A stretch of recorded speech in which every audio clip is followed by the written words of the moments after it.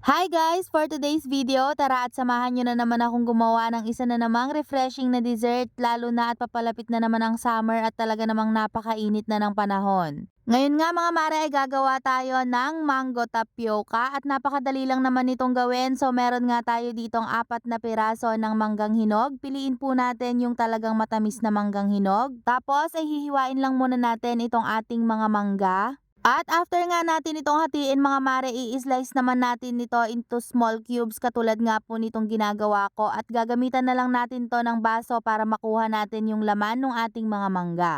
Mas madali kasi para sa akin mga mare yung ganitong way, pero kung meron kayong ibang way para makuha nyo yung laman ng mangga ay okay lang din naman. At uulitin lang natin yung process mga mare hanggang sa makuha na nga natin lahat yung laman ng ating mangga pati yung sa may buto. At after nga po nating makuha lahat yung laman nitong ating mga mangga ay pwede na po tayong mag-umpisa. So eto na nga mga mare yung mga nakuha ko sa 4 na piraso ng ating mangga. At maglalagay din po ako dito ng nata de coco at maglalagay din ako ng maliliit na sago. Pwede rin kayong maglagay dito mga mare ng kaong at ng gelatin o yung ating gulaman. Pagkatapos ay imix lang po natin ito ng bahagya and iset aside muna natin. Gawin naman natin yung ating milk mixture. So pagsasama-samahin lang natin yung ating mga gatas dito sa ating mixing bowl.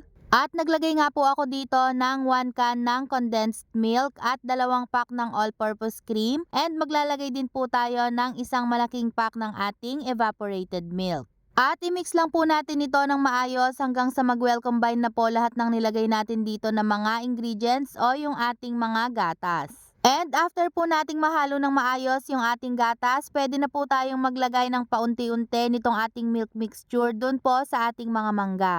Again mga mare, pwede po kayong maglagay dito ng mango flavor na gulaman kung gusto ninyo at isa pa pamparami din yon, pero hindi kasi available sa akin yun ngayon kaya naman hindi na ako naglagay. Tapos ay hahaluin lang ulit natin tong mabuti mga mare para naman talagang kumapit yung ating gatas dun sa ating mga mangga at sa iba pa nating mga ingredients. And after po natin itong haluin, pwede na natin itong i-transfer sa ating mga gagamiting lagayan. And kung gagawin nyo po itong pangnegosyo, depende na po sa inyo kung saan nyo po ito ilalagay. Pwede po kayong maglagay sa maliliit na cups at pwede din naman po na sa plastic bottles. At pagdating naman po sa presyo nitong ating mango tapioca, kung ilalagay nyo po ito sa maliliit na cups, lagi po kayong magdepende kung magkano ang inyong nagastos at kung ilang piraso ang inyong nagawa.